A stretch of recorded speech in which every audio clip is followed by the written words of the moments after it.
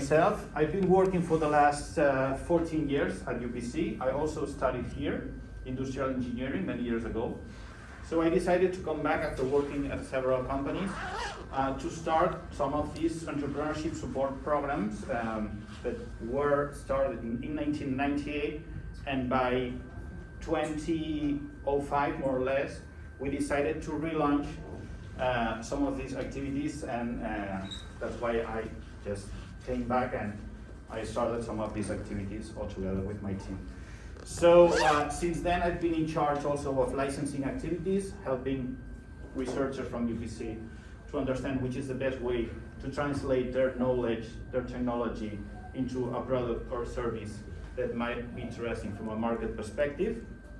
And currently, I'm in charge of this specific program called Emprèn UPC for students and recent graduates, and we will see later on the type of services and activities that we organize. I'm also involved in some specific programs through the EIT Innovative and EIT Urban Mobility communities. I don't know if you're familiar with these communities, but I mean, as UPC, we are in charge of an acceleration program, for instance, regarding the urban mobility field. So currently I'm part-time at UPC, and I'm also managing an investment fund in Andorra, a VC fund. Andorra, maybe some of you are not so familiar with that country, small country between Spain and France, 70,000 inhabitants, so it's a good ecosystem to test new solutions, to pivot some sort of strategic products for the country. So our goal as an investment fund is to invest in companies that might have this strategic fit and allow them to grow also within the country. And this is an activity, or this is a program that is related to a bank, to Credit Andorra. And then also, over the past 10 years, more or less, I've been involved in several startups as an informal investor, so that's part of my experience that I'll try to share with you for the upcoming 30 minutes. So, with this experience, as you may imagine, I've had some successes, but mostly, most of the companies didn't make it. Statistically, you have to consider that approx 8 out of each 10 companies that are launched don't succeed. And not succeeding, in this case, meaning not having the evolution, the traction that it was initially expected. And most of the cases, it's companies that just have to stop their activities because they run out of cash or they have some trouble within the team. We will see later on also which are the main reasons why startups fail. So this is just an example, one of my last investment called Teviso. It was a sort of an aggregator, a platform that combined many existing video content platforms such as Netflix, such as Amazon Prime, such as HBO. So the idea was to have a single access place for all this content, because sometimes it happens that you want to watch a movie and you don't know where you have to, search for it. So through this TV platform, the goal was to have a single entrance point through your TV. So it was quite a successful company. We were really close to selling the company to Rakuten, the huge corporation, but at the end we didn't agree in the terms. There was some trouble, some issues with the technology. There was some patent infringement, and within this analysis they carried out. So at the end, they didn't buy the company. So we had no more option than to stop our activity because we were really lacking of funding. So in that case, one option could have been to search for more funding, but we were not able to do that. So the only option that we had, the only alternative was to stop our activity. So for the next hour and a half, more or less, we'll try to split the content into parts. So first we will see some of these initial recommendations, sort of tips that I think might be interesting for you to know. Then I will explain some of these services that are already available to you in case you want to work on your project, but with this realistic approach, so really interested in launching a business. And the second part, we will connect with Paul Baladas, who's CEO and founder of UPC startup. It's a really cool and nice project. Paul is almost finishing his studies. He's a data science student as well, so I think you can feel close to him and to his experience. So that will be the second part. So at the end, the goal is to share with you all these tips so that you really understand if entrepreneurship is something that might be interesting for you. In case you feel so, how do you start? Which are the main aspects that you have to consider? And finally, how UPC can help you in this process. This is a picture of Paul, but in half an hour more or less, we will have him online. Unfortunately, he couldn't come. The main idea was to have him and have sort of a chat, but he tested positive from COVID a couple of days ago, so he has to stay at home. No problem, because we will connect online. So, just a very brief introduction regarding entrepreneurship at UPC. As I told you, it's more than 20 years, almost 24 years, helping entrepreneurs. And we have to make a difference between the type of companies that might arise or might be created within the university. There's this generic term, what we call a startup company. So it's mainly those cases where the promoters are students or recent graduates. So all the knowledge, all the technology that is applied is owned by the founders, by the students. And in this case, as a university, we do not ask for anything back in terms of shares, in terms of money, whatever. No, it's just a free service.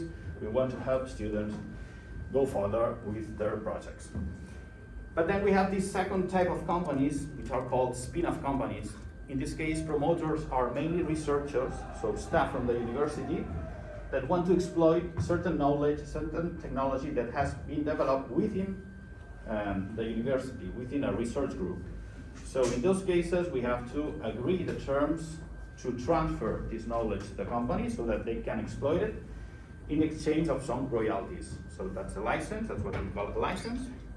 And then also sometimes UPC becomes a shareholder of these companies. This is because there are some law restrictions in Spain, specific restrictions for civil servants when they have to, or when they want to start business.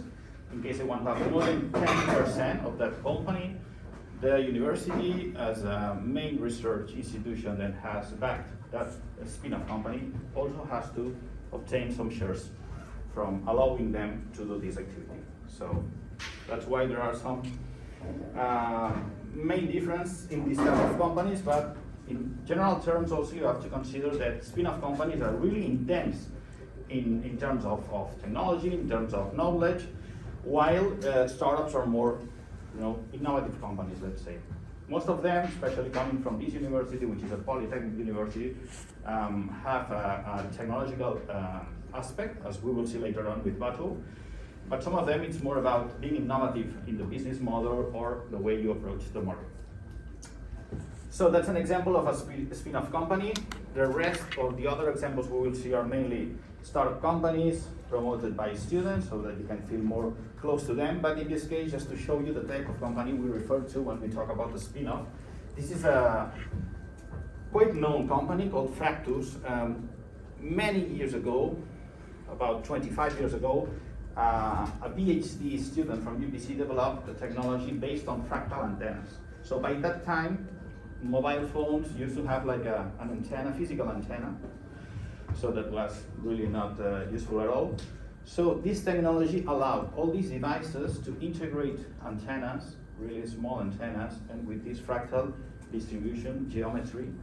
And that was really a disruption by that time. So that was a technology that was developed at this university, and through this company, Fractus, they commercialized it. First of all, they tried to sell the hardware, let's say, the device, the antenna, but finally they understood that it was much more strategic to go through a licensing strategy. So they reached agreement with most of the mobile manufacturers that were using their technology, and with other companies that didn't reach an agreement, they went to court, they had a lawsuit, and finally they won. And that's a lot of money for this company that they are still receiving in exchange of this license, of this, let's say, allowing the companies use this technology.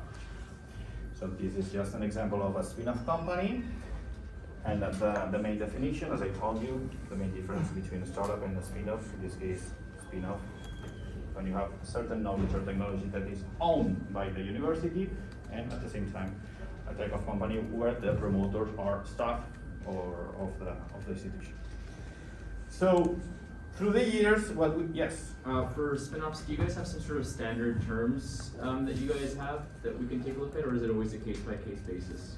It's quite case by case. I mean, we have some forms, we have some templates that we usually use according to a license, for instance, but then the conditions may vary from each company. So yeah, we have to really understand, for instance, regarding spin-off companies, because from a license perspective, you can license out the technology to an external company, or you may decide to license it to a new spin-off companies. So in those cases, since we normally also take shares of the company, maybe we are not that strict in the terms of the license, because we see income in two different ways, through the license and through the shares. Yeah. But at the end, it's about understanding what the business is about, really seeing which might be a good condition for both parts, because what we want to do is to help for these companies, develop and grow. That's the main goal, because at the end, we win if the company performs well. So that's why we have to take a look at it. I mean, if it's an external company, normally it's more maybe it's more hard negotiation. If it's a spin-off company, we normally agree the terms more easily. And if you have full-time employees that are working at UPC that want to go into a spin-off, are they able to still stay like part-time in each, or do they have to kind of make a decision one way or the other? No, they can stay part-time.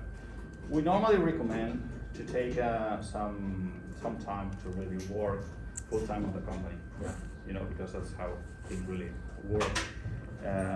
But it's not that easy, as you may imagine. Most researchers want to really keep doing research and maybe teaching, especially doing research.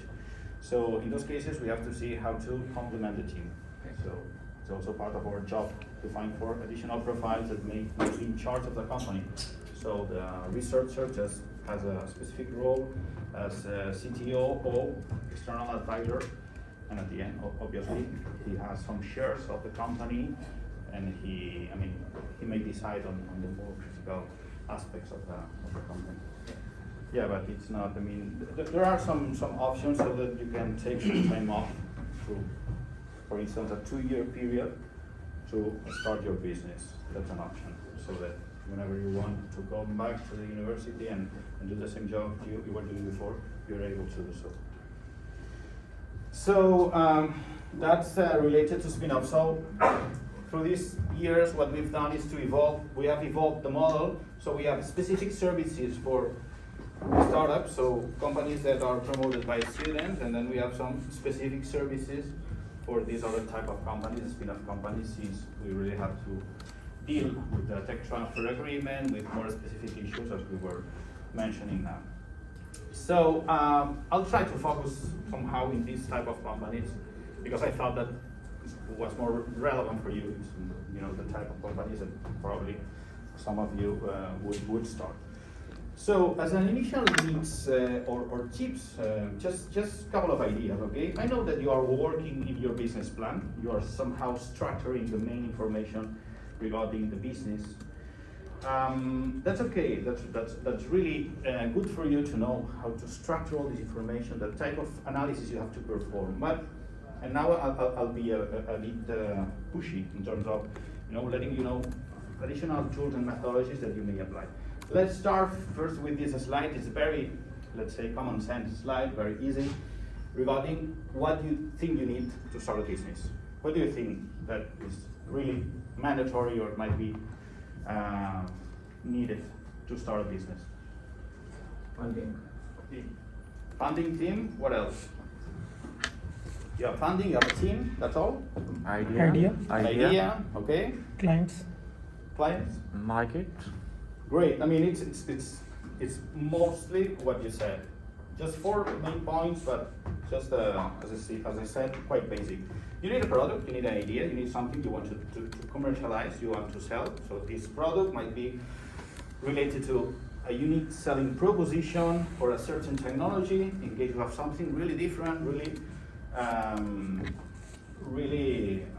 in case of spin-off is much evident, a certain knowledge or something that makes you different from your competitors. So at the end is having something to sell, a product, solution in general. Then there must be someone willing to pay for it. You need some market, you need some, segmentation of that market, understanding who might be your potential clients. Then someone who implements everything, a team, and not just a team, but the right motivation and attitude to do so. And finally, you also said it, some funding, especially regarding tech-based companies. You will need funding at specific moments for different purposes. So that's mainly what you need, but let me just focus on first. You need to establish a good relationship between your product and your market. So you have to really understand and really define a viable business model, and then there has to be the right team to perform it. So at the end, it's about having this viable business model, or business model might be described as the process or the way through which a startup or a company creates, delivers, and captures value. That's, I think, a quite good definition. So as a company, you have to create value, you have to deliver it to someone, and finally you have to be able to get some income from this activity. You have to capture value as well. So this is about business model, and at the end it's about not just focusing on a business idea, but really understanding if there's a business opportunity beside that idea, okay? So let's focus on this concept, the business model, because as I was saying, you are working on your business plan, and that's pretty good. I mean, you are even writing and analyzing every single aspect related to your business. But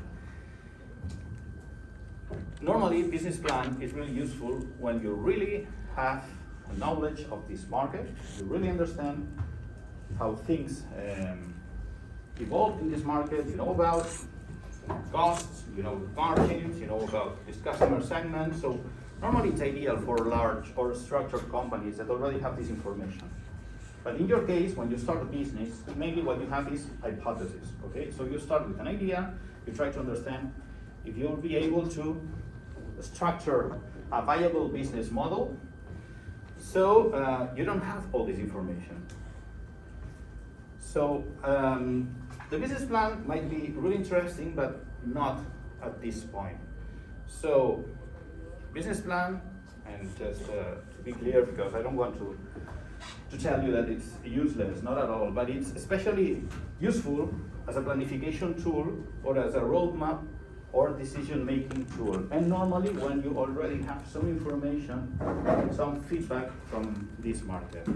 But as a starting point, and that's quite a popular statement by Steve Blank, which is an entrepreneurship guru.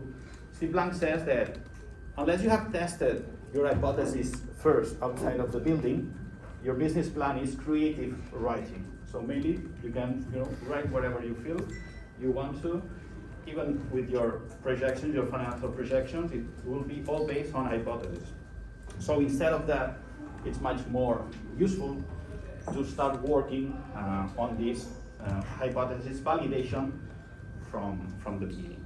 And that's why there are more and more certain tools and methodologies that are being applied in the startup world that I think are equally or even more useful when you start from scratch. You have the business model canvas that maybe some of you might have heard about. Are you familiar with this tool? So it's quite easy to use. It's 9 blocks. You have a description of your value proposition, about your market, your customer segment, about how you will establish a relationship with this client, how you will, through which channel you will deliver your value proposition, and at the end, how you will make money from this activity. And then on the left side of the canvas, you really have to understand which might be your key partners, key activities, key resources, and the costs associated to your business. So at the end, this is a design tool that is easy to use, and especially it's much more dynamic. So which allows you to place all these hypotheses that you have at the beginning, and through interaction, through constant feedback with your customers, with your certain stakeholders, you may validate some hypotheses, understand that some of them were not valid at all, and maybe include new hypotheses in your business model. So that's why normally it's more useful to start a business, to work with this tool than with a formal, let's say, business plan. Then you have other methodologies. I'll skip it, I'll go really fast, but customer development, also focus first on the problem, really try to validate your product. This is an iterative process. This is what we call the search phase. So this is really relevant and strategic and mandatory before moving to the execution phase, when you spend much more time and resources developing the final version of your product. So focus, especially as a startup, and a startup might be defined as well as this initial stage of development, where you are still validating your business model. So in these initial stages, focus on customer discovery, customer validation, and pivot, iterate until you have a good fit.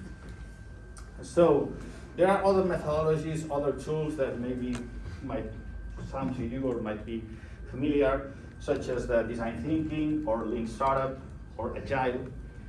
And this is a good diagram because somehow combines all these methodologies. So this is about applying design thinking to really understand problem solution and describing the best options for a potential solution. Then using lean startup as a build, measure,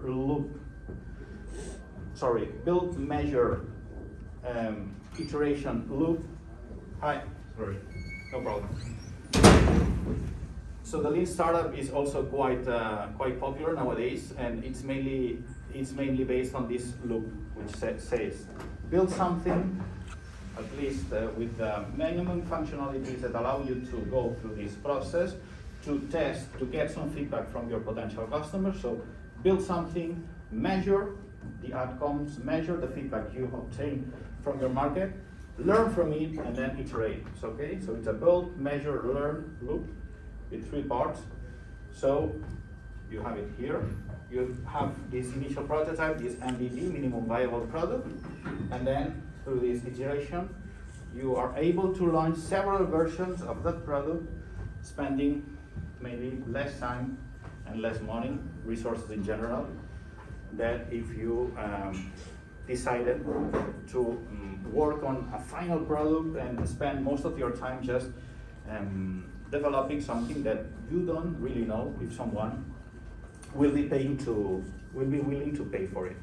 So the lean startup methodologies mainly try to be quite fast on this initial validation. So build something, even something quite simple, kind of prototype, but with minimum features or functionality so that people can provide you some sort of feedback.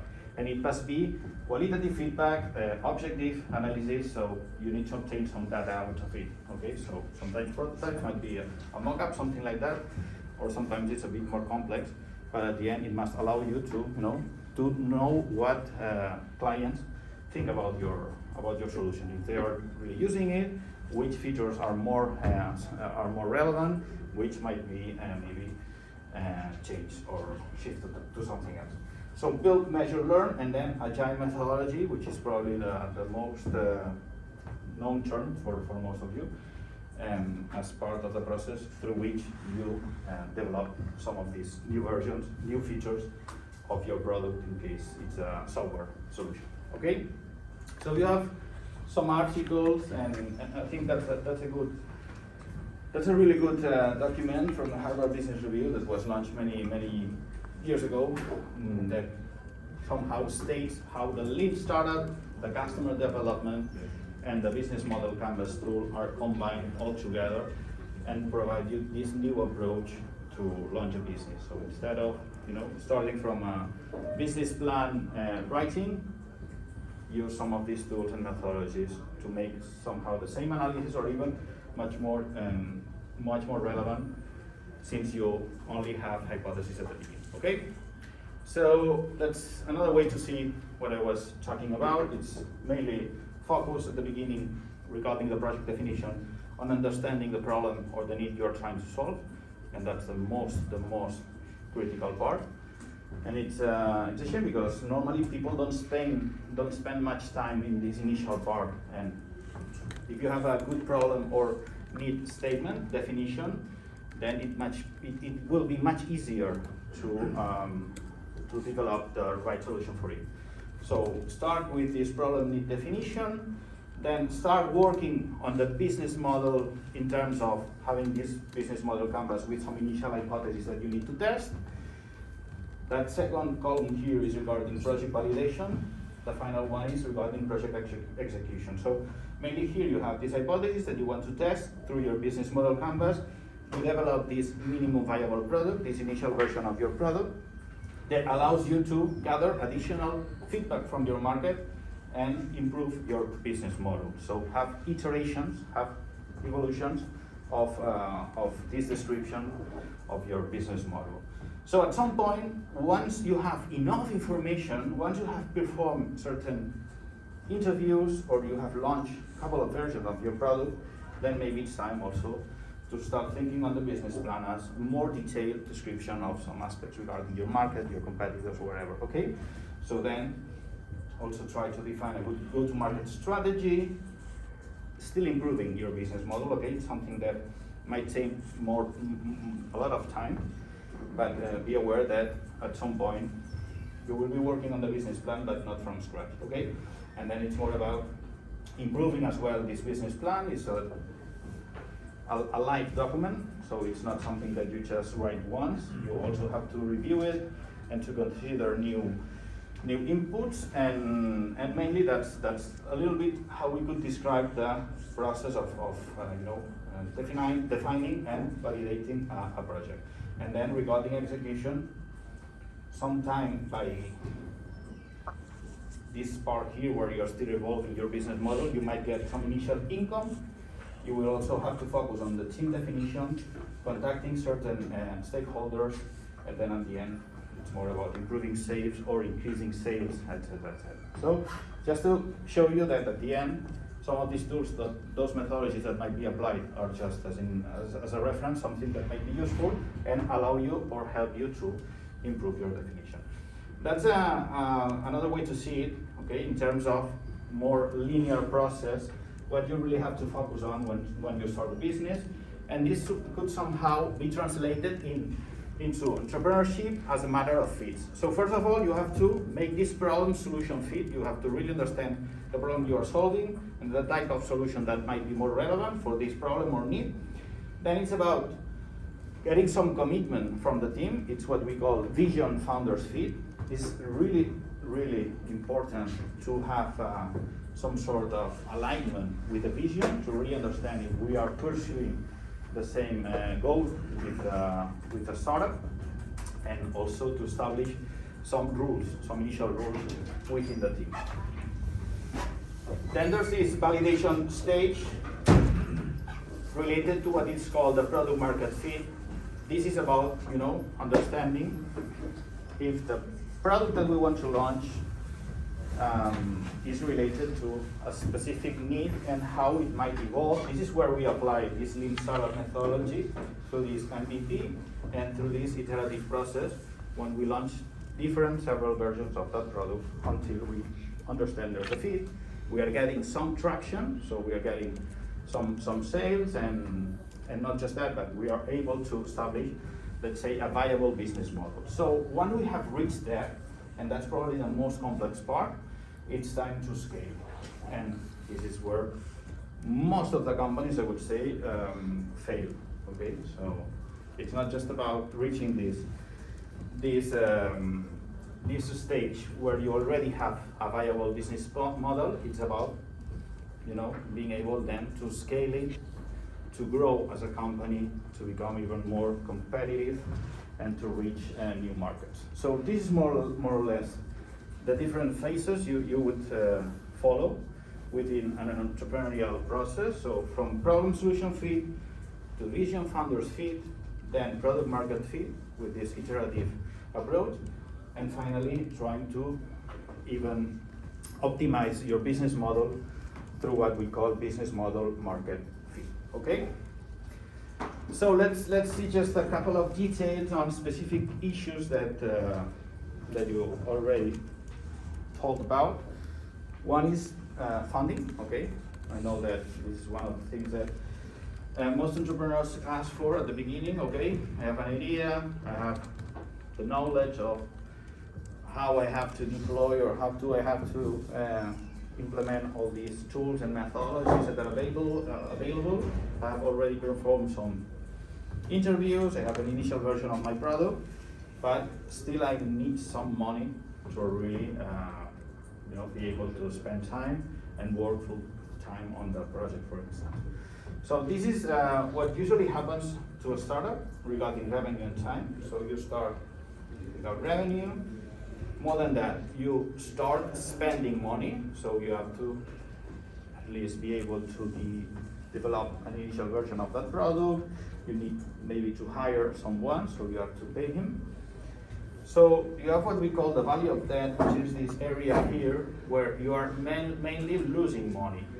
At the beginning, you are just spending money. At some time, you will start getting some income, but probably not enough to cover all your costs or expenses. So that's why normally you'll need money to start a business, just to cover not only this area here, but then once you have launched the product and you want to scale, you want to grow at a faster path, then you can also ask for additional money.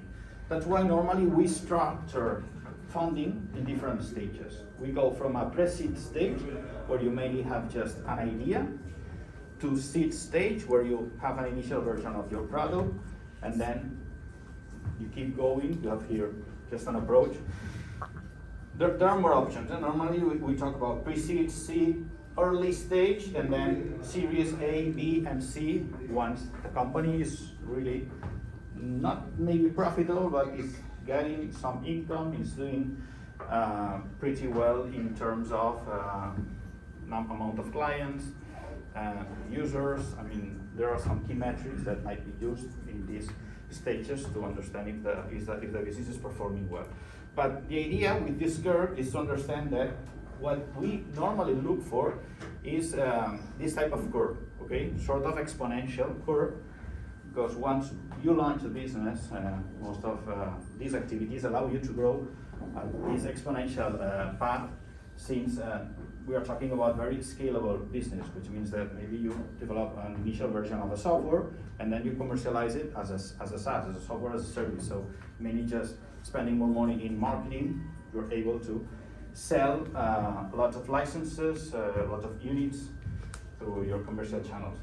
So at the end, it's trying to find this path that allows you to grow really fast, and then at some points you need additional money for this marketing activity, for hiring new people on your team, etc. You have a question? Yes. What's the difference between seed and Series A and B, and why does it matter? Well, it's mainly how we call each stage to understand.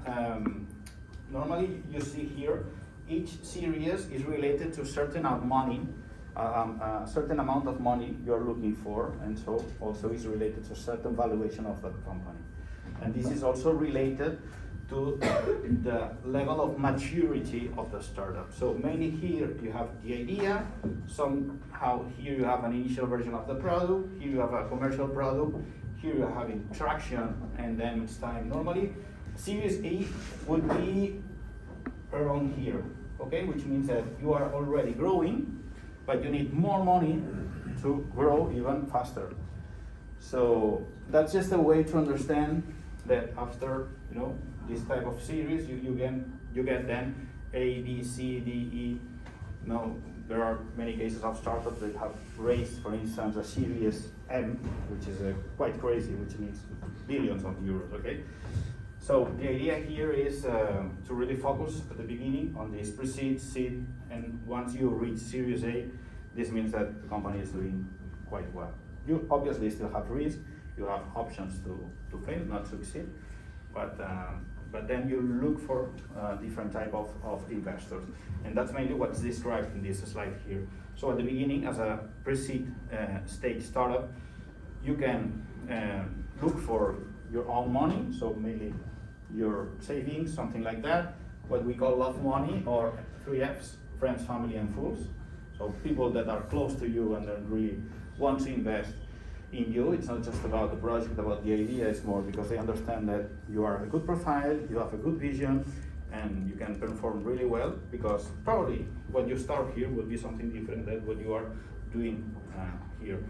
But still, I mean, they mainly invest in you. So that's the 3Fs. Then you have the option to get some grants, some, for instance, public grants. In Spain, there are a lot of programs or initiatives that help tech-based companies in early stage, or even you can get some funding from crowdfunding platforms. Sometimes it's crowd equity, sometimes it's about selling some units in advance. Then in seed stage, you start having some more structured or formal investors. This might be or individuals or people who will to invest their own money. That's what we call business angel. And this is also related to the smart money concept, because normally it's people that have experience on that market that can introduce you to some relevant people. That's why it's important to also consider these business angels profiles. Then you have some venture capitalists or these formal firms that invest money, looking for these companies to grow and at some point de-invest or get their money back with some multiple, because at the end you're investing at a certain valuation. So if the company goes well and there's a new investor somewhere here that might buy your shares, or maybe the company is fully acquired by someone else, or maybe you do an IPO, so you go public, and you also have the option to get back your shares at a higher valuation. So that's normally the goal of these venture capitals. It's not just about investing in you or trying to help you. It's more about it's their business. They invest because they see the option to get some money in a certain period of time once a company has increased their value.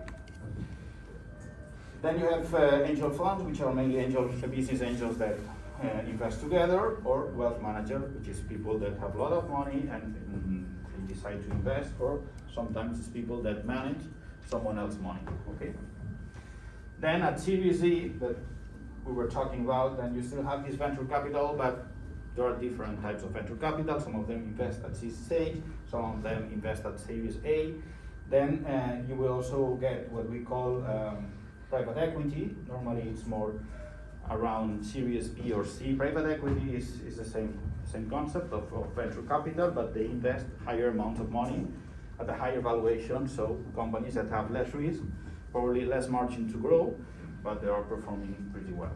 So these are mainly the options that you have. Then you have more possibilities, but I thought it was interesting for you to know that you can have different ways to get money once you start your company. So as final recommendations for this part, just try to focus on this statement here that most startups fail from a lack of customers than from failure of product development. So focus on who, not just on what you are doing. Focus on who, what's the problem, what's the need that you are solving, and especially who has this problem or this need. So think big, start small. As we said, with these methodologies and some of these tools, you can start small with this MVP and try to scale up quickly. So it can be summed up as build a profitable business model and then scale. So just for you to know, the main reason why startups fail is, first of all, because there's no market need. Almost 42% of companies that fail is because of this reason, because they are not able to understand the need they are solving. Secondly, because they run out of cash, and third, because there's some issue with the team, okay? And that's quite common, having some differences, not having the same objectives, because probably you'll start with some colleagues, with some people you know, really good intentions, but launching a business or managing a business is not easy at all, as we will see later on with Paul. So main ideas, think about multidisciplinary teams. This doesn't mean to have different profiles, that's good, but maybe even if you have a similar profile, you have to understand that each of you will have to perform a different activity or will have to focus on some aspects on the business. The idea is relatively important. It's much more critical, the implementation, so that's the key to success, how you implement. Start working on the development from scratch, and also try to prepare to have a good pitch to present your project in just a few, not minutes, even seconds, just to be able to convince potential clients, to convince potential people that want to join the company.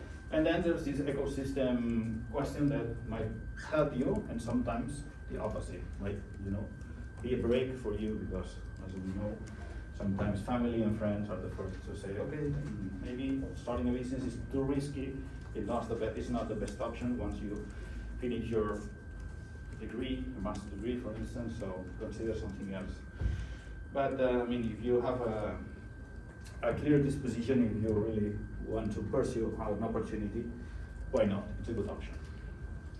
At the end, it's about sometimes launching a business. It is also translated as being in a roller coaster, because constantly you are having ups and downs.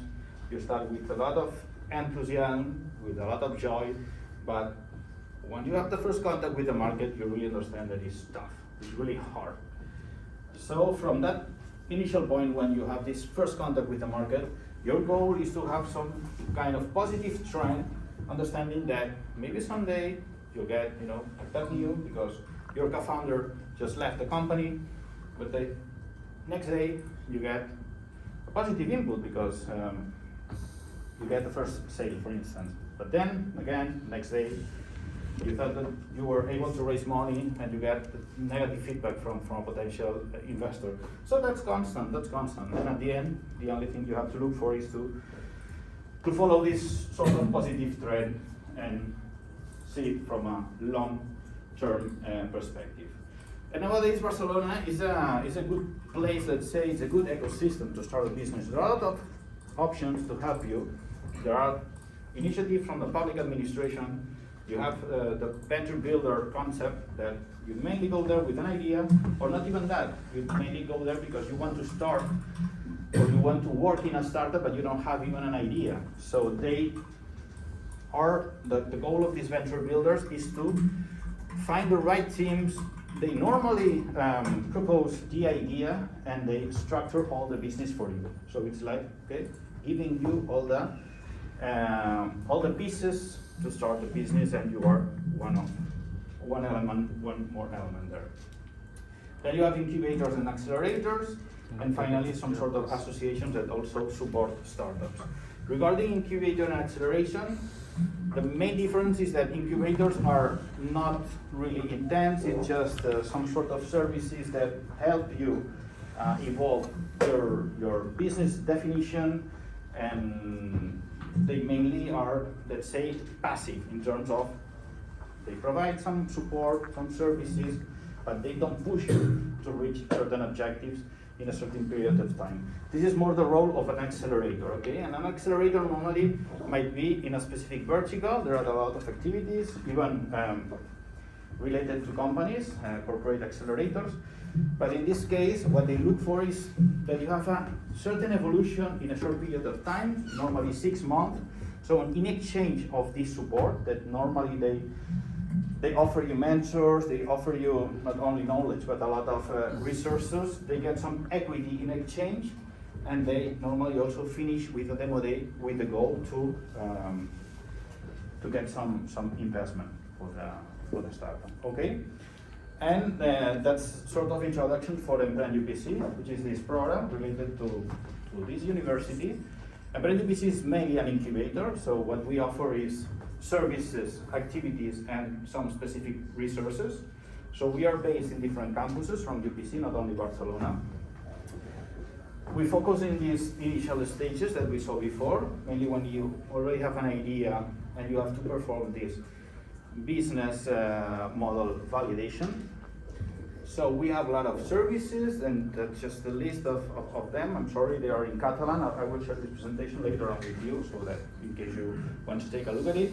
But we try to cover most of the aspects that might be mandatory to consider when you launch a business. It's not just about the business model, it's more about getting funding, in case you have some doubts on the IP strategy, legal issues, go-to-market strategy, contact with potential stakeholders, then some sort of visibility, and then we have, we try to adapt to the needs of each project, okay? It's not just a single catalog, it's about really working with each team and seeing what they really need.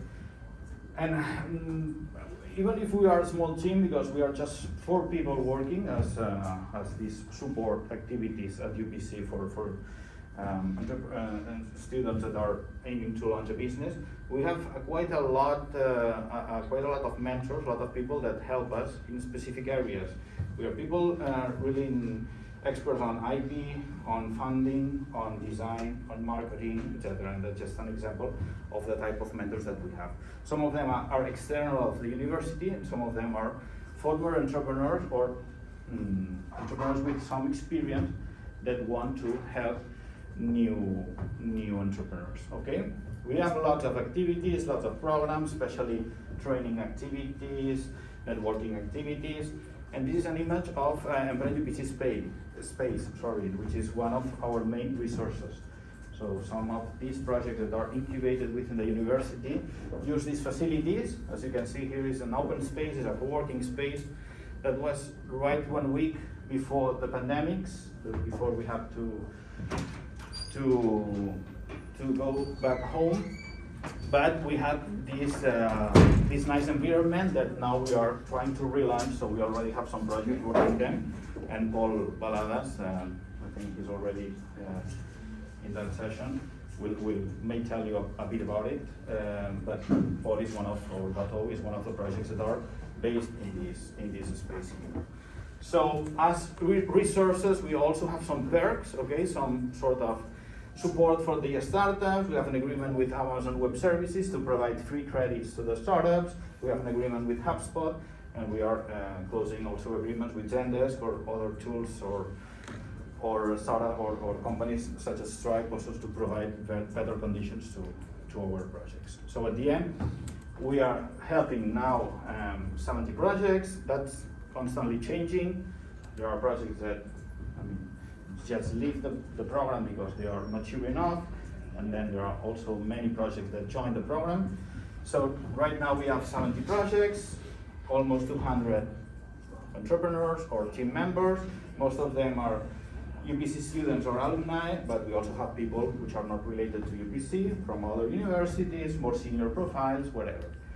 And then regarding the projects, we have a mix of different stages of maturity. Some of them are at initial stage, just with an idea. Some of them already have a prototype or even a prototype, or what we could call an MVP, and some of them even have a commercial project or a commercial product, so that they are getting some income from their activity. Since 2004, when this program was launched, we have 2014, when the project was launched, we have already helped to create almost 50 companies. And we have some sort of success cases, and let me just share 5 examples before we connect with Paul. This is an interesting solution called Going. It's a saving app, okay? It's mainly for millennials, for young people that want to save money, but easy, okay? Just through their own daily activity, they are able to get specific savings with specific purposes or objectives, as you see here. So this company which was created like 6 years ago. And the main promoters are students from this same school, from the computer engineering school, have already raised more than 8 million euros for the business. So that's not, the only way to describe a company that is performing well, because raising money is not equal to success, but it's a good reference that there's people willing to invest to really, they see a good opportunity here in this startup. The second example is called Cleverea, an example also of how to disrupt a more traditional sector, in this case the insurance sector. These guys from the industrial engineering school decided to launch new sort of services also for young people regarding mobility, regarding housing fields, for instance. So you can just get an insurance for your bike, or just a specific insurance for a certain activity. So they offer these sort of solutions, and they also have raised already quite a lot of money, and they are reaching agreements with more traditional companies from the insurance sector. First example, more complex, regarding blockchain technology, Finboot. They offer a platform, especially for corporates. They want to get better traceability of some of their activities within the company. So they have developed a platform called Marco to do all these analysis. Again, they have raised funding. And two final examples, Reach, and I thought this could be relevant for you since it's related to how you manage information, how you structure data. These guys have launched, and it's still in beta, so it's an initial version that you can already test, and you will see how it works. But they want to offer a new way to save all the information within your laptop, within your, it's cloud-based. So the idea here is, instead of using folders, you just place all the information there, and you establish certain relationships between the documents, and you completely shift the way how you search for this information. So instead of going through this tree structure where you really have to remember the name of the document or the folder where you save that document, you mainly search for certain, let's say, key words that you might remember. For instance, after this presentation, I will save it in my folder, which is called presentations, with the name of the subject and today's date. Instead of that, through Reach, I could just recover this document by reminding that the professor of this subject is Mark Uren, and I don't know, it was a rainy day. So looking at these different parameters allow me also to access to this specific document. That's why you see here, well, it's hard to see, I'm sorry, but you have like a graph structure. So you have lots of nodes, how the different document or information is related, so that once you find a certain document, you see all the other documents that are related to this one, and the type of relationship they establish. So it's a bit complex to explain, but in case you want to try it, it's all open now, and it's a good way also to provide feedback to an entrepreneur that is starting a business. And then we have Bateau that we will allow Paul in a few minutes to talk us about this really amazing and interesting project. So at the end, what we want to promote is not only the creation of new companies, but also to promote entrepreneurship culture among our community. We are reaching agreements with some of the main stakeholders in Barcelona, in Catalonia, in Spain, such as Barcelona Tech City.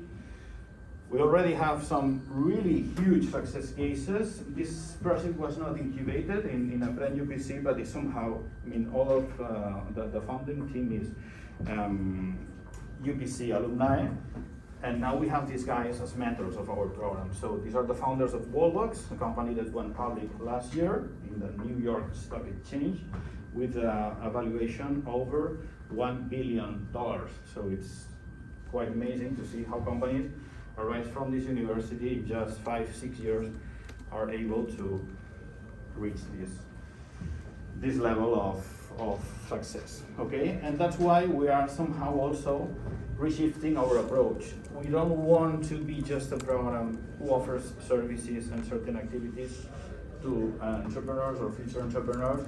We want to be like a connection point for other programs that the company, that the university has, and also to connect with external stakeholders. And I'm sorry because this is really small, you can see it, but what we've tried to place here is all the agents to which we are related and the way we want to establish this sort of relationship with investors, with the public administration, with other universities, with UPC schools.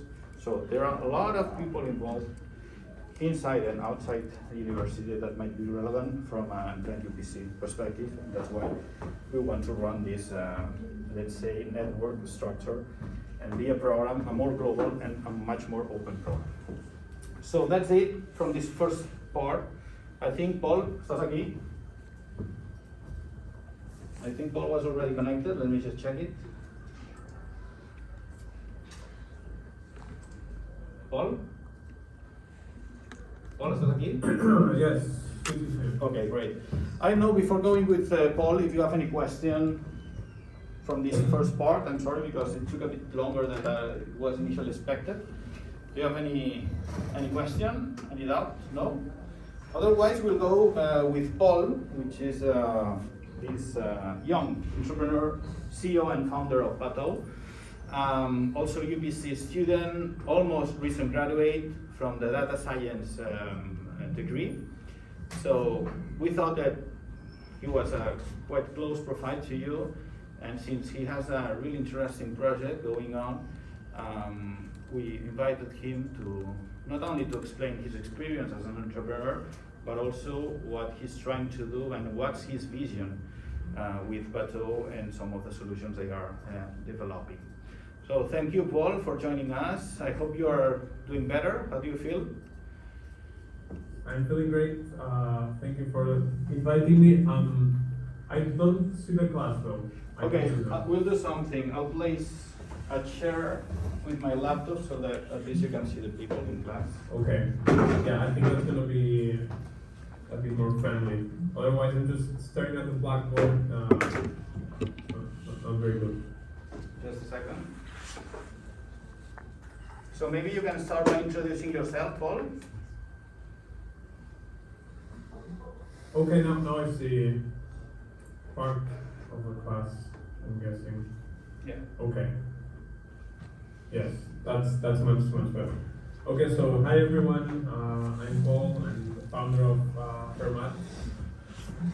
Can you hear me correctly? Yeah. Fine? Yes. Sure. So I'm 23 years old. I studied data science and engineering at UPC. So it's kind of telecommunications and computer science and then mathematics, something like sort of that. I did some big data subjects as well. So if you have any questions about entrepreneurship, those aspects, I'll be happy to answer those.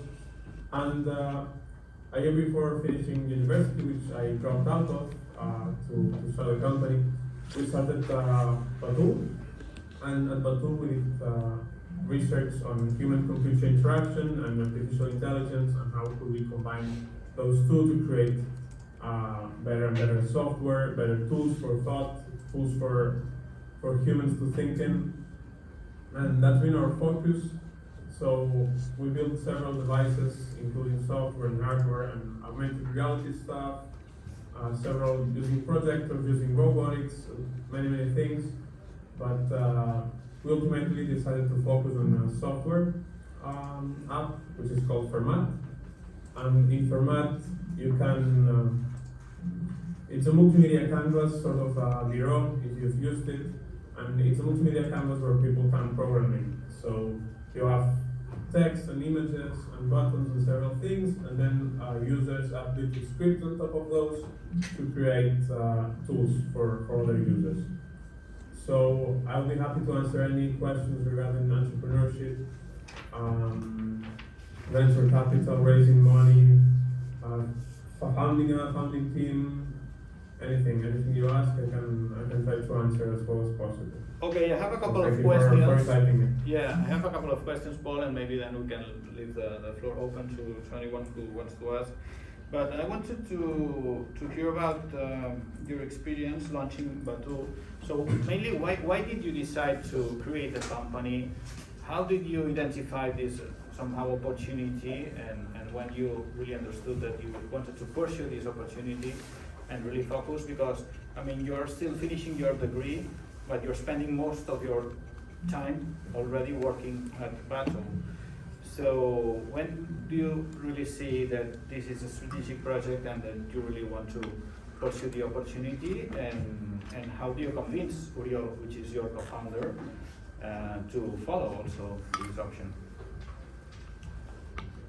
Yeah, so it all started during university, but so at some point things started going way faster, and we started getting attention from investors and some users and some other people that wanted to work with us or for us, and then I decided it was time to stop focusing on the degree so much, and eventually kind of dropping out. I can always come back, but kind of dropping out of uni to pursue the project.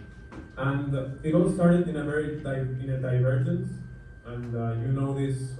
In fact, we're members of Emprèn, which Xavi manages, and we weren't sure about what we were building at first, but it doesn't matter sometimes, because if you have the right people and the right team and the right vision, you can all kind of sort it out, and you end up finding some sort of product that carries your philosophy. So I say there are two types of ways to start a startup. One way is there's this very specific need that I find, and I'm very sure many people have it. I have that need, and I pursue it. So my first startup was like that. We created a platform for students of Catalonia to go to university, and that platform solves a very niche, very specific problem that many other people had in Spain, and that solved a problem, and that's it. There's no more. There's no magic or vision or words to it. But then when I kind of sold that startup, this new one is totally different. It's not, I identify this need in the world and I try to solve it. Otherwise, I say no. I think the world is going that way. I see a trend, and I want the world to be that way. So how can I do that? I mainly build what I want the future to be like, and then I try to make it happen. So it's two very different ways to build a company, and yeah. So although it is more like a product-driven startup, let's say, now you're basically trying to understand which type of need or problem you may solve with this solution. So somehow you are also going to that first analysis of, okay, I really need to understand what's the pain I'm providing an answer to with my solution, who has this problem, and to define some kind of what we call cases, use cases, or even defining certain personas or the type of profile of people who might be willing to use your platform.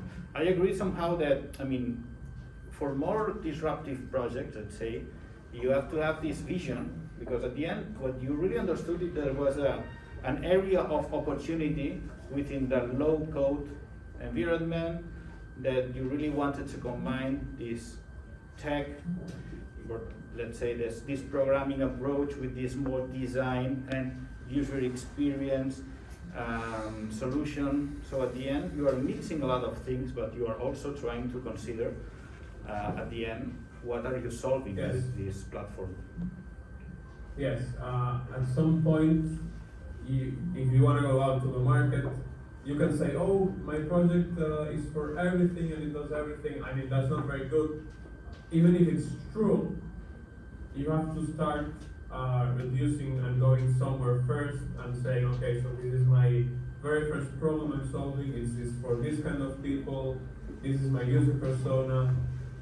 So you can say in 2 years or in 3 years or 4, whatever, whenever we're successful, this is for everyone and it's many use cases, sure, no problem. But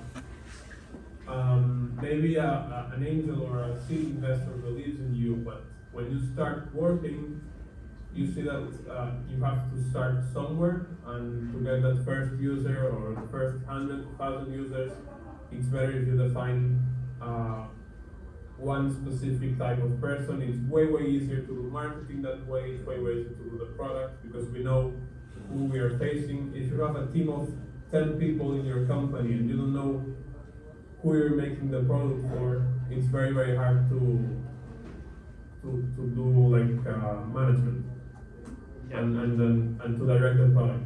So and eventually, yes, even if you have this big vision, you have to start somewhere. Okay. Yeah, please.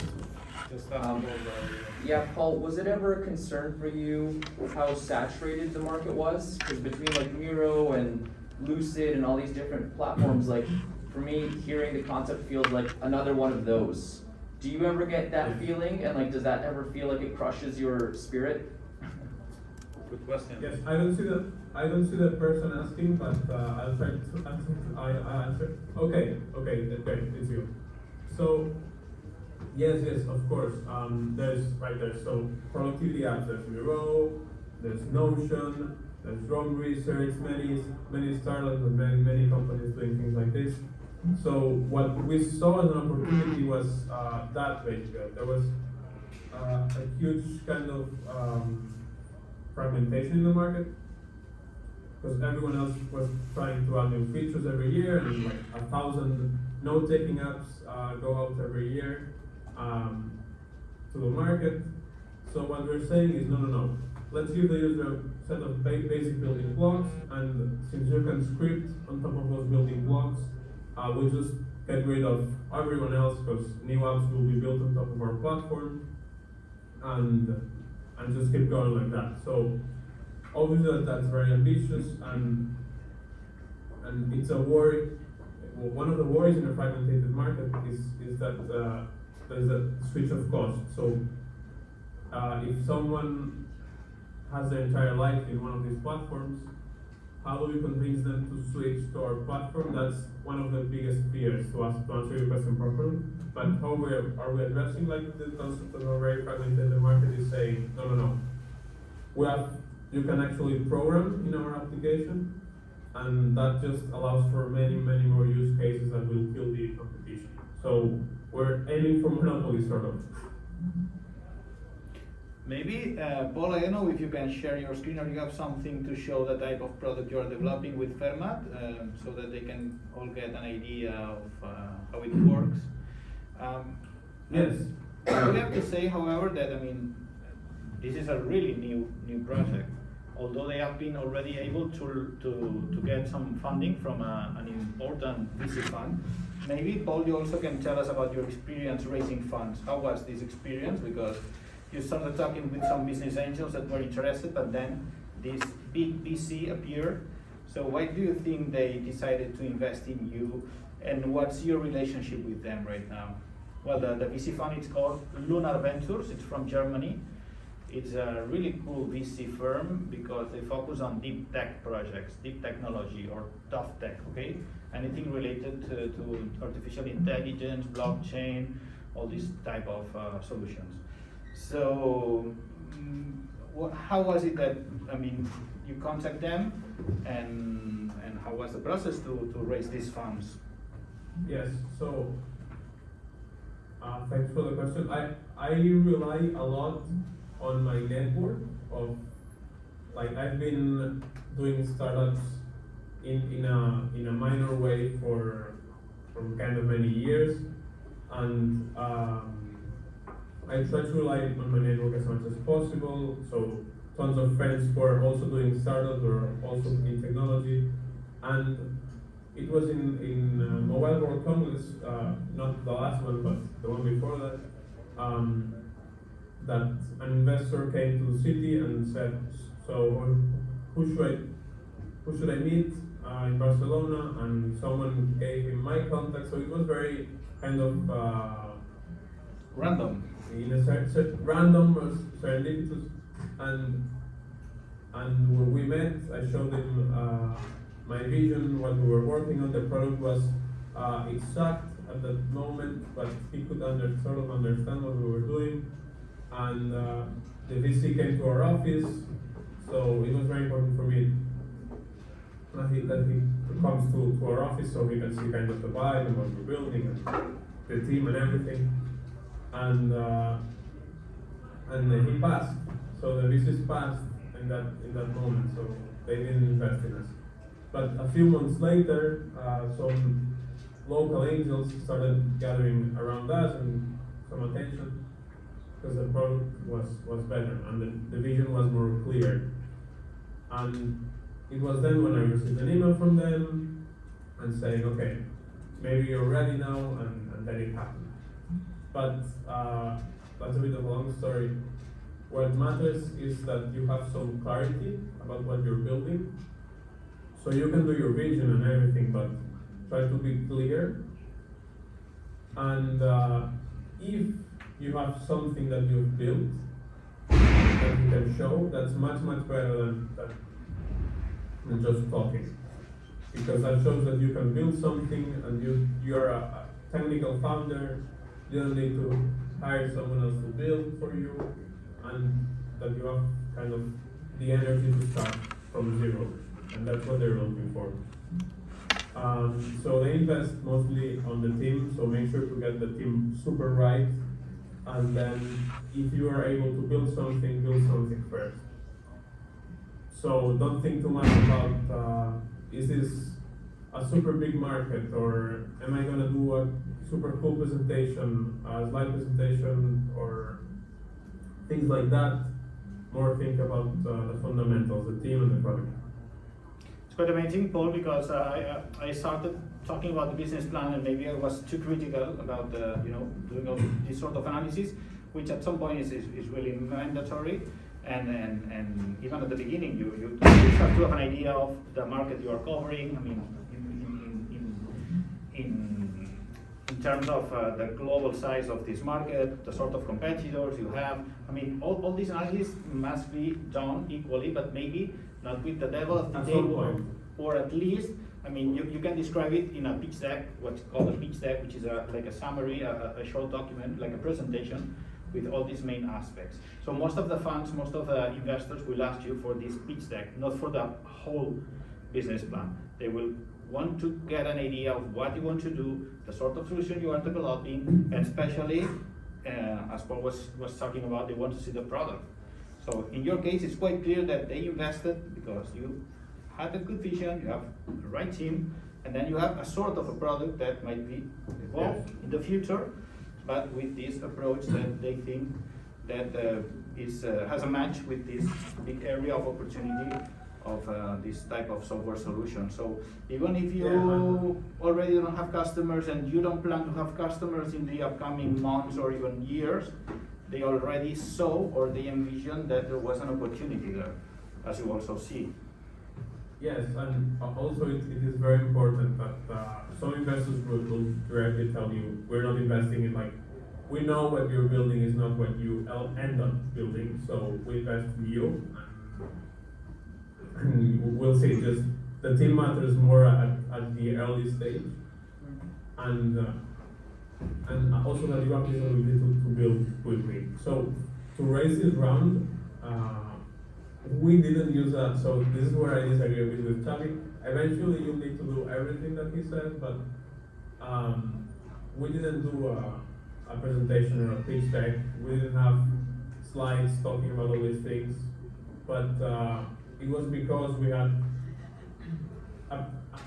sort of an advanced prototype, and we had some of the answers that you would normally answer on a pitch deck by voice or just texting, instead of preparing a presentation. So it's good in any case that you think about those questions and answers. Maybe that you don't have to have the slide, but you have to think about it. But it's very important that if this is a sort of a technical master's degree, I'm guessing, but if you have a technical background, it's a good idea that you show that you can build stuff. You see that all is And then, yes. I was about to say that you are even more extreme than me. I just told them that maybe the business plan is for a second stage. Yes. When you start, it's maybe interesting to at least understand some of these key aspects that are included in a pitch deck, but more from your internal analysis, and then it's also a way to have like a presentation or something to share with someone else that wants to understand what you are doing. But in your case, it was even less than that. It was just with the demo, with a couple of interviews that you were able to raise almost 400,000 euros from this VC fund. But this is also because it's a very specific and particular VC fund. They want to invest in tech profiles with really good products, and they understand that everything else may be shifted or adapted. So they really understand already the market. So they already have all this information, but they want really to see the solution in a demo, and that's it. But not all VCs are like that. Most of them will ask you for a pitch deck. Exactly, yes. If you happen to find a VC that is already looking for something like you're building, then it's much easier, right? Because they already know the market and they know these things that Xavi's saying. Yeah. Otherwise, it's very good to have some sort of video or presentation that you. But anyways, if anyone here is interested in starting a startup, we can talk more about the tactics. And if you want to get more like inspired and general advice, then we can also do that. No problem. Okay, there are a couple of questions here. Yeah. You can go first. Paul, did you have any concerns when it comes to VCs about losing equity? Like if you believe in your project, did you have concerns that you're giving equity away and pointlessly you're losing out on future value? Yes, that's a good question. So what happened was, there's also a big difference in local or kind of angel investing or local investing, and then European, American investing, like worldwide funds. All these kind of things are important in the sense that some will offer you better deals than others, and that's basically reflected in terms of equity. So you must think how much money do you actually need, and do not raise more than what you need to limit the type of equity, let's say. But it's very normal that in a pre-seed and seed round, or actually in every round, you dilute some 10 to 20%, more 15 to 20%, that's normal. If you have a very amazing product, amazing thing, you're doing great, you have maybe some clients already, or you went to Y Combinator or any sort of renowned investor, you might get a better deal, but that sometimes is also more money, so yeah, kind of the dilution will stay sort of the same. Maybe Charlie has a bit more experience here in venture capital, but yeah, well, in your case, try to digas, Paul, perdón. try to think about also the perspective where you are choosing the investors. So if you're very sexy and hot startup, you will be able to choose which investors you like the most.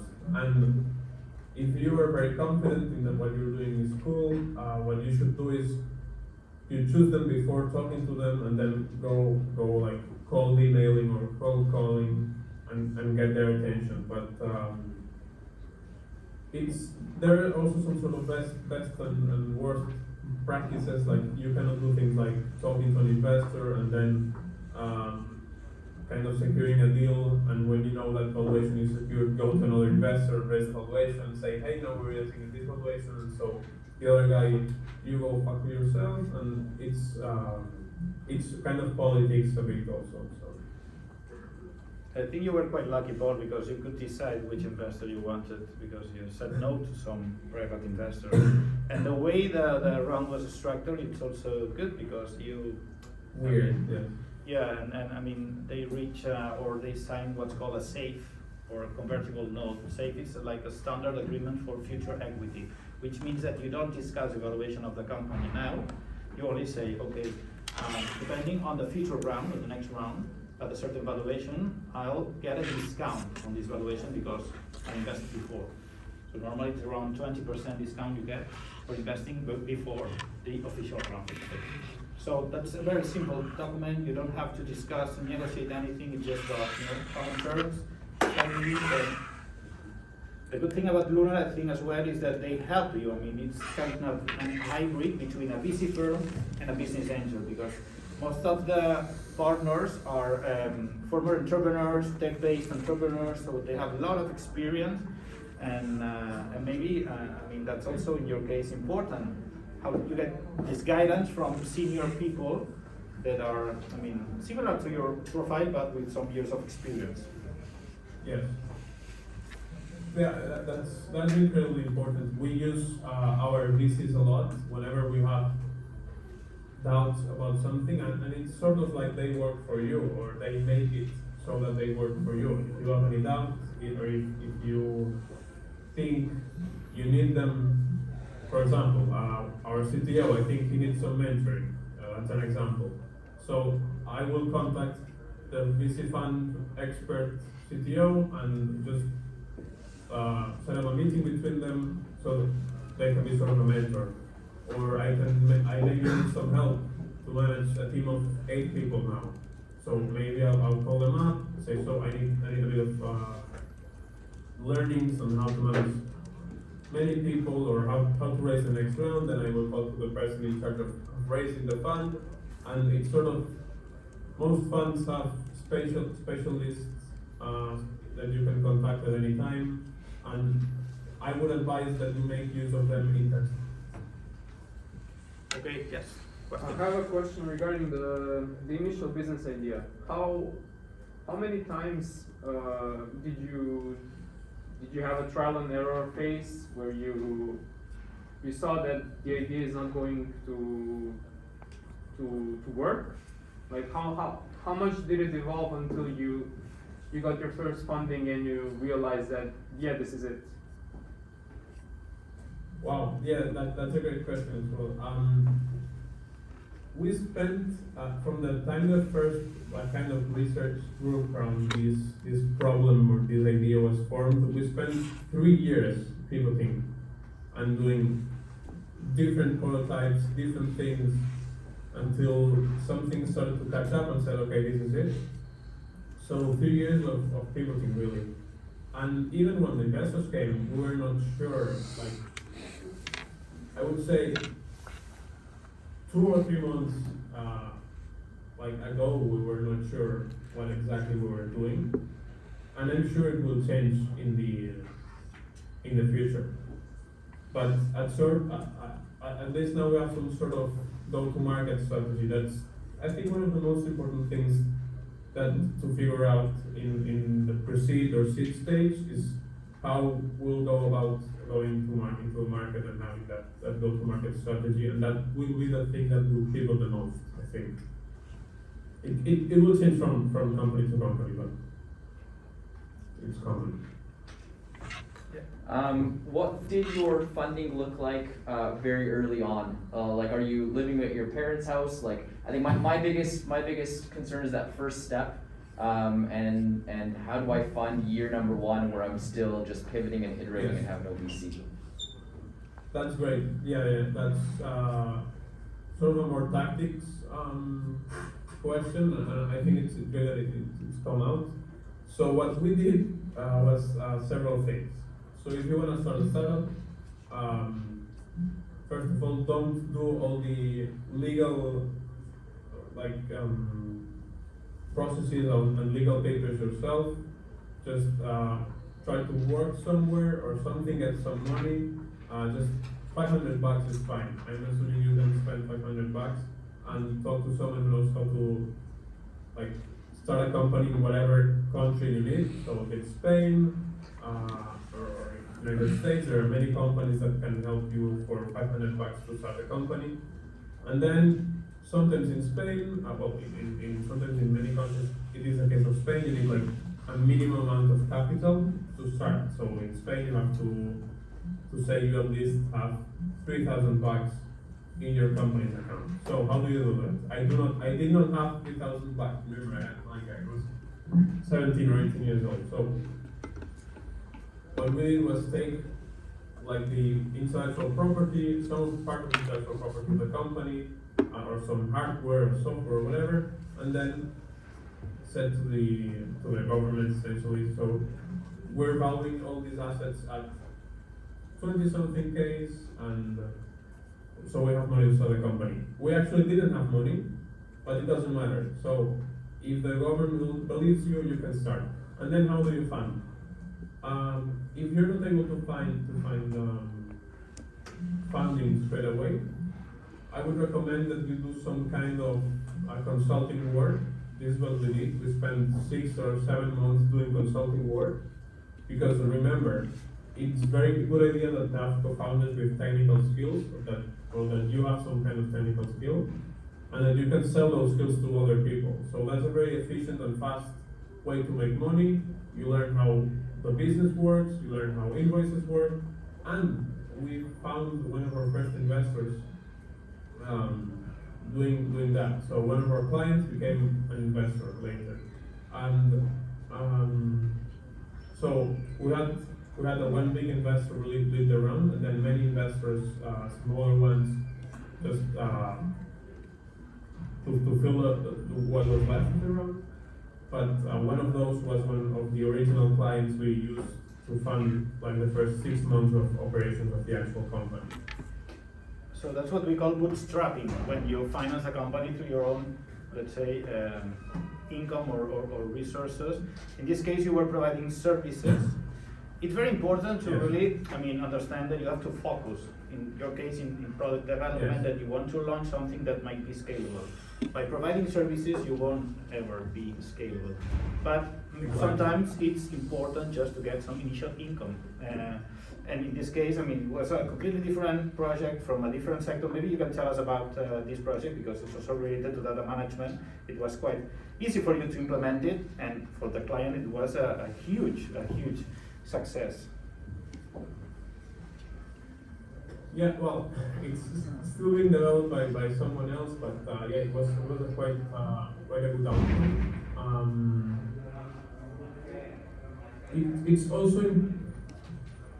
It's also important to say that while we were doing the service work or the consulting work, like most of the time we were building the actual format, like the actual app that we were going to build. But maybe we did 12 hours a day of work, and like two times a week, 6 hours were 6 hours a day were doing that consulting work. So we actually take whatever you need to build that solution for your client and multiply it by 3 or 4, and you'll be fine. But the project that we did was very related to big data management. It was an aggregator of real estate news. So we scraped some news sites from the internet to get real estate deals and real estate data, and then using a machine learning model that did some natural language processing, we got business insights and business information out of those news, and we basically visualized those news and that kind of insight or real estate, real-time real estate knowledge to our clients, and it worked. So it was sort of some data AI centric project. But if you want to know more about it, I can provide more details. No, it was just to see that, even if it was not related to the product you were developing, it was a good option for you to get some initial funding, at least, to hire someone. And I mean, how many people are you working at Bateau right now, and which profiles? Can you tell us a bit about that, let's say, team structure? Okay, so 3 years ago we were 2 founders, and then I sort of spent, I did like a pause on uni, and I spent a lot of time reading about computing history, and then I came up with the actual format that is now, and then I went back to uni and recruited the rest of the team, the founding members, and so we're 4 founders. And in 6 months, we're now 8 people, so we've doubled the size of the team, which is very fast. But I think we've been able to adapt, and so there's a UX kind of design and UX department with one of the founders and a guy we hired from Google. So I was able to hire this person from Google because, obviously because of the funding, but also because of, like what I mentioned before, having a network.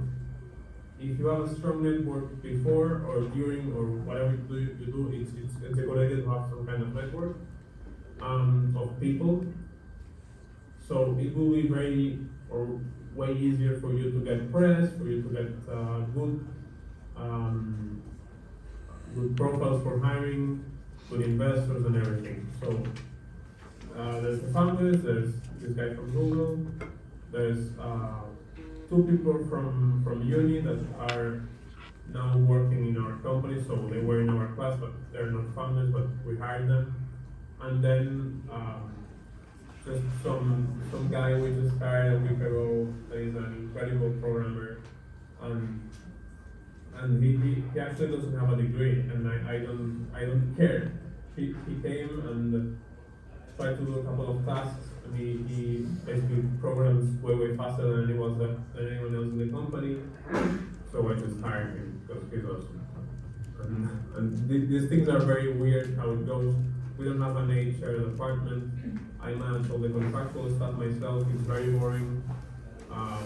So in the first few years, the founders will have to do like all the shit tasks regarding management, and not just product and marketing of the cool part, but also taxes and hiring people. Yeah. So there's a couple, 3 more questions. Let's go this way from.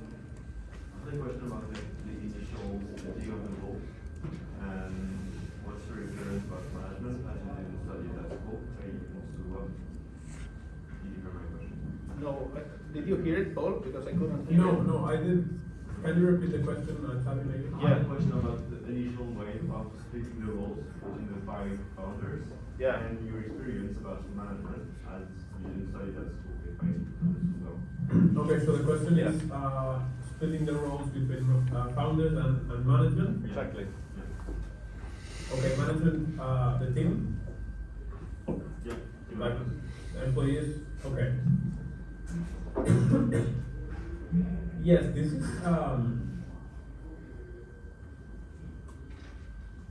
not easy to answer. There's also a very important conversation to have as early as possible with your founders about equity split.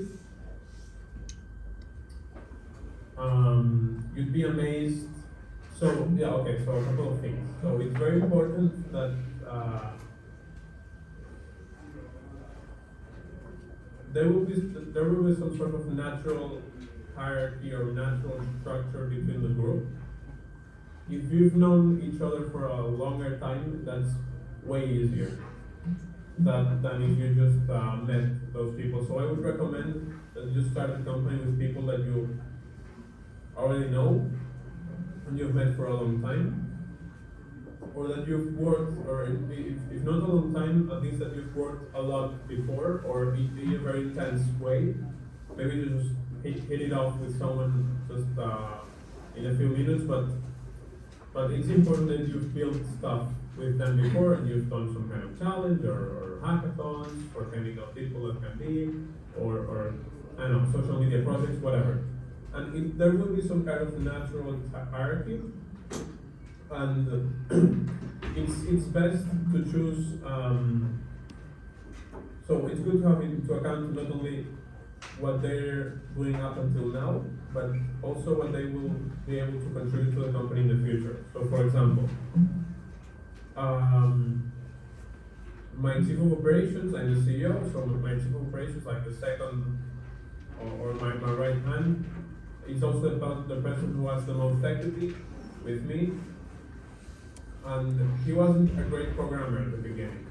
And when you're starting out, kind of that's all that matters because all you want to do is building. But I saw his potential as a manager, and like he's very good, he's very detailed, he's very good with deadlines and all this kind of stuff. He's good at making things happen, and so I figured it was very valuable. So maybe like you've got to take into account what people do now and what people will do in the future. That's also for hiring. When you hire, it's very important not only think about the immediate problem you have now, but will this person be able to be a manager in 3 years? Because in 3 years we'll have 15 or 50 more people in the team and we need managers. And I don't want to hire managers from outside because they're all like MBAs and it's not ideal maybe. So think about the progression of the team as well. And then management, there's a point where you as a founder are not able to be in every little decision of the company, and that's good. So don't stress too much about that. And I was kind of a bad manager because I was a very lone wolf all my life, and then you just sort of pick it up. Yeah, so You have to make lots of mistakes. that's what you call micromanagement, when you want to be in all the, in It's everything, not- in all the good. activities and every action, and that's not. It's not good. Yeah. So 2 final questions because we are out of time. Yeah. Okay. I have a question about the products and for the software part and how to think about your competitors. I think maybe Notion is your competitor. I don't know. Maybe you are more interactive than them. So how to think of your competitor in the software aspect and for your hardware, and what is your cost and what is your potential revenue of each device, and who is your target consumers to buy such maybe expensive hardware. And the third question is how you balance your revenues from software and hardware. Which do you think will give you more revenue in the future? And which part is your emphasis of the business? And the last question is, overall, what is your core competitiveness? Is it because your whole thing is more interactively learning experience, so that's why you are competitive, or something else? Thank you. Paul? Okay, maybe I didn't quite get everything. I think the audio is not very good in the room. Well, four questions. The first one is maybe start with the first question again, Xavi. Maybe you can. Yes. So the first question is regarding software. How do you differentiate, or what are your main characteristics that make someone will with to use Notion, right? instead of Notion? Yeah. So how do you differentiate from Notion? Okay, so let's just can I share my screen here?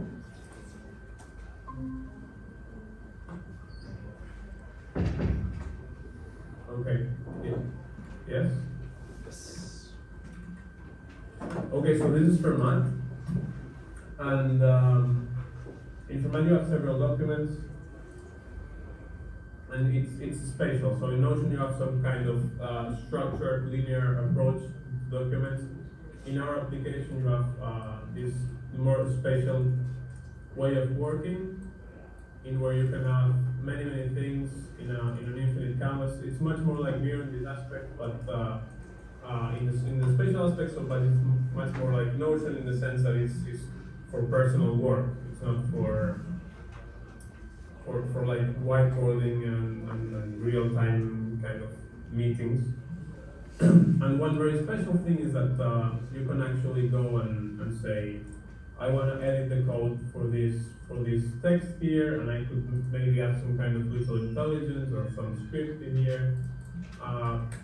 Let me show you an example of that. There's this app that we've created. Whoa, there's so many now. But these are all crypto trackers. So we have some text here and some charts. And this chart is actually retrieving the price of Bitcoin in real time. You can see the code for this application here. And this is all working live in real time. So it's kind of an operating system where you have your note taking, and you have your images, you have buttons, and you have everything. And then you can add some sort of program to these elements, right? And so you cannot do this in Notion. So in the sense of both spatial interface, but more importantly, adding little pieces of software to these elements. And that is the main two differences here. So what we're providing is a way such that people can add programs to these elements, and there's this sort of an app store where when you're done with one of these elements having programs, you can just publish to a public toolbox, we call it, and then someone else can come along and say, oh, this is very cool, this is a Bitcoin tracker, I love it, I download it, and I have it in my workspace or in my document. So it's way more flexible than Notion. What was the second question? It was regarding hardware. I mean, because they saw Yes. that you already have this solution of augmented, let's say, table, how do you call it? Yeah, the augmented desk, this augmented reality projector and camera-based system. Yeah, that was a research project, and we did 1 unit of that, and we don't produce it. So we want to do it like 10 years into the future when we have like 10 billion market capitalization or something, and the software is done great, and then we can start putting formats into augmented reality in this kind of augmented desk or in your glasses or whatever. And that's when we'll start doing hardware again. We did hardware when we were not a funded startup. It was self-funded, and we had the time and the energy to do many experiments. But as Xavi said, at some point you have to focus, and you can only have one project at a time. So the hardware thing is not anymore. It will be in the future. So we don't have hardware costs. And I think the other question was about costs. Yeah, it was about cost related to hardware, isn't it? And how do you plan to exploit it, or what's the business model with related to the hardware? I think it was your question. Yeah, that was the question. Well, I I think think you. hardware can be profitable in the future, because for me, I think you are just putting a camera, right, on the top of people's head or something, and I think your core competitiveness is that you can just use your algorithm to detect what you write on the nose. I think the thing is your algorithm, not the device. The device can be cheap.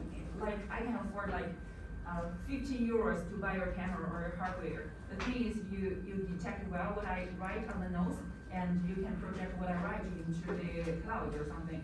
That is more competitive. So this is what I think about this hardware thing. Sorry, can you repeat? Yeah, it was. I mean, mainly about the hardware. The differentiation here is also based on the software. The hardware is mainly a camera. So I think it was. A camera and a projector. Obviously, yes, the innovation is in the software. Absolutely right. Okay, keep going. So you really need to understand, and that's my guess, how you will commercialize this software, because maybe you don't sell the whole hardware, you just integrate the software in some devices or whatever. So that's something that probably you still need to understand how to, the strategy to commercialize this software. That might not be the same that you have with the prototype. You started with this prototype, maybe targeting schools or some sort of collectives or particulars that might be interested in that solution, but so the thing with it was just a prototype. That's the main question but here. it's interesting because like if from the abstract that prototype was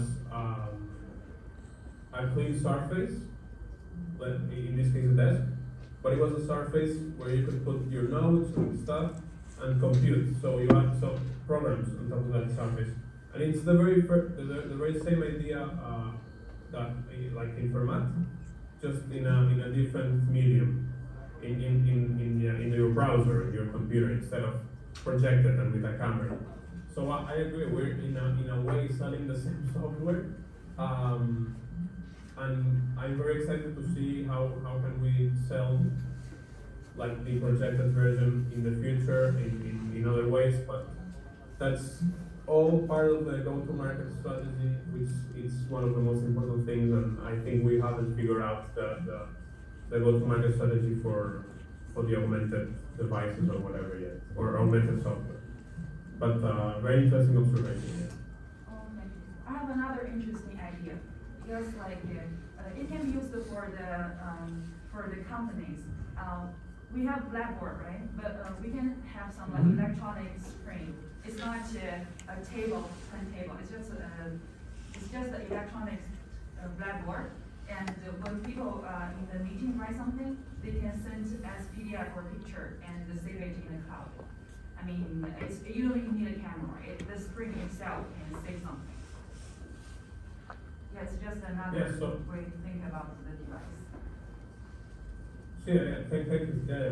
So you're saying using the smart whiteboards or smart blackboards that many schools have or whatever to Yeah, implement schools software or there. companies may have that. Yes. Maybe need that. Mhm. That makes sense. Okay, Any more questions? Yeah, last question, because I'm sorry we were a bit late, and probably that second part which was much more interesting than the first one, so that was my. Yeah, that was I'm available. I can stay, but yeah, but so you, I think you- they all have other things to do. But maybe there was a last question here or not? Not really? Yes, I could. Hold on, let me just grab it here. Yeah, I guess when you were speaking about hiring your first 4 people there, is that something, I don't know if you were working with an incubator, did you have support from your VCs in terms of kind of finding the right people, and was it purely a salary-based role, or were you offering equity to your kind of initial members that you were hiring on? Yeah. It goes sort of a person by person analysis, like pages. For some people where that came out from the same place as us, and so what you want to do is use equity well, and if you want to retain this person that has like many offers from many places and very like is very talented or she's very talented, like that's when you want to use equity. And also if you want to reward those people that are maybe very young but they don't know much about tech and maybe they're learning a lot with you, but they're a key contributor because they know their entire code base and they demonstrated effort and staying 12 hours a day or whatever it needs, whatever your judgment is for great work.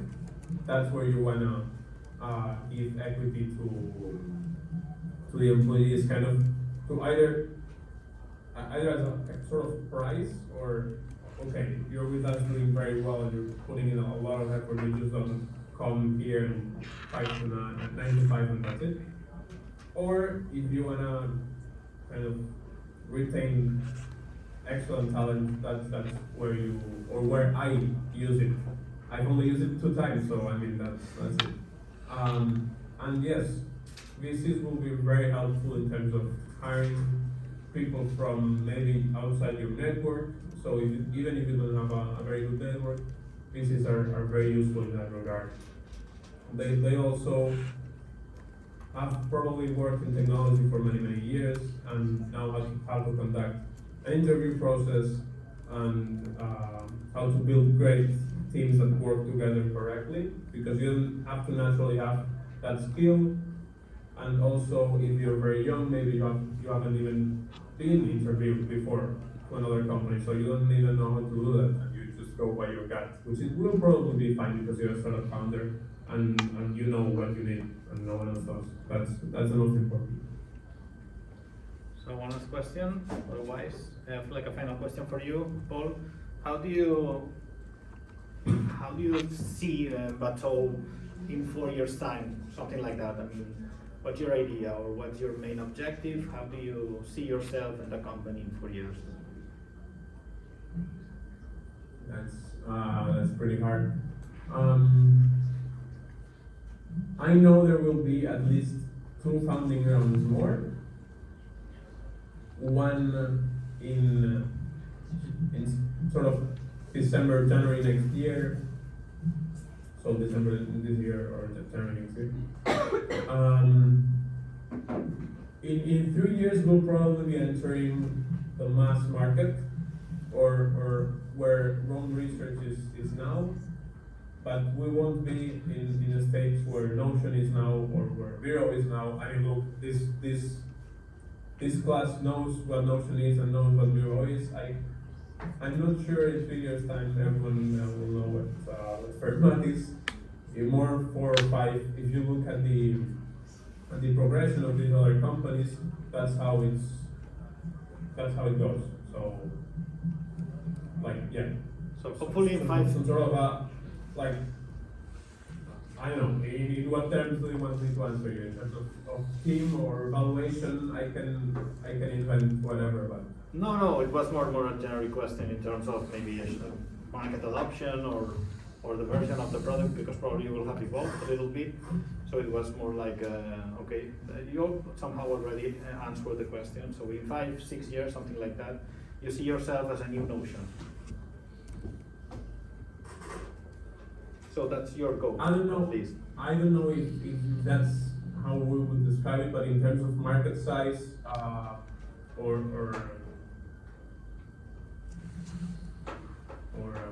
market penetration, maybe 5-6 years. 5 years in Notion, like, but not before. I mean, they have tons of users. But, yeah. Well, there's or we've been acquired, or we pivoted to something else, or I've been replaced by another more skilled CEO, which is very, very probable. Okay. Yeah, I know it's a hard question, but it was just to see what was your vision, or, I mean, at least you showed this determination and that will to make the company grow at the end. Is that sort It's of very solution clear. that might I be- mean, it's very important that you have some sort of vision of where the product is going, and what you want to achieve. But in terms of proceed stage, you want to know very, very for sure what's happening in the next year and 2 years. Yeah. And I think we have that down. That's 5 true. years is very, very long.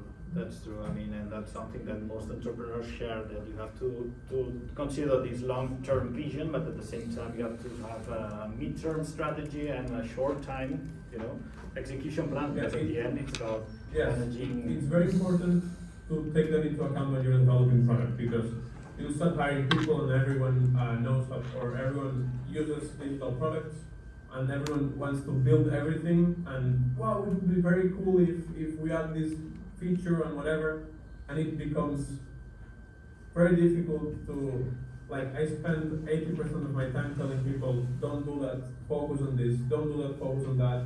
Like, basically, if people start building stuff because they like their jobs and they like building and whatever, but you have to, like, put where the focus is, where the real problem is, and what will kill us in the next 3 months is the most important thing. Yeah.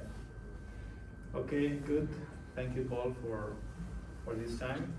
I think we can leave it here.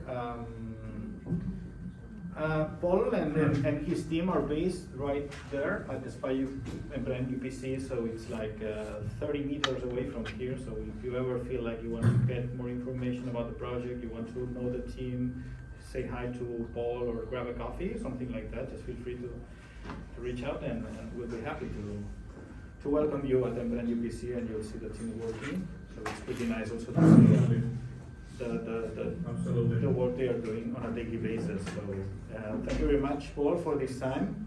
Yes, Hope thank you. you recover well, It's been and great. and see you by the end of next week, maybe, or next week. Well, I do another competence test now. Okay. If I can get out of the fucking house. So good luck. Yes, thank you very much. It's been great. If anyone, like, if anyone wants to talk to me or I can be of any help, talk to Xavi. Yeah. We will share your contact details as well, so that maybe they can contact you directly. Great, thank you, Paul. Okay, thank you. Goodbye. Bye-bye. So that was it. Again, I'm sorry because probably that second part was much more interesting than the first part. That was my mistake. I tried to introduce many questions that somehow I wanted to relate with this second part. Some of them we talked about, like funding, etc., but some of them maybe were too theoretical.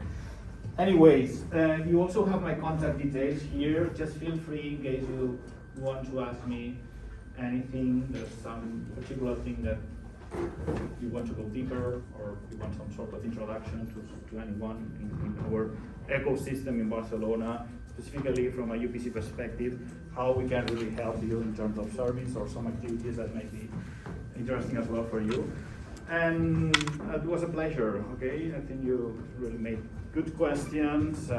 Mike already told me that you were a really active group, smart group. So I hope that some of you in the future consider the option of starting a business. I think it's a pretty good experience. Also, you learn a lot through this process. So sometimes it's not just about, becoming rich. It's more about making something with a certain purpose and seeing people use something that you have built, which is probably the most interesting part of the entrepreneurial process, to see how you improve a certain process, how you improve people's life in general. So again, a pleasure, and I hope you have a good term. I think you are now starting with some subject that somehow combine part of the business analysis you are performing at the ability of business projects, but then there are two other subjects where you work on the prototype, where you work on the technical solution. So probably by the end of the term, we'll be able to see something the same way that Paul is working on that, let's say, advanced prototype. Maybe you have something interesting to show, and I'll be more than happy to see it. So just feel free to reach me if you have any questions, and I hope you enjoy the rest of the day and the rest of the term. Bye.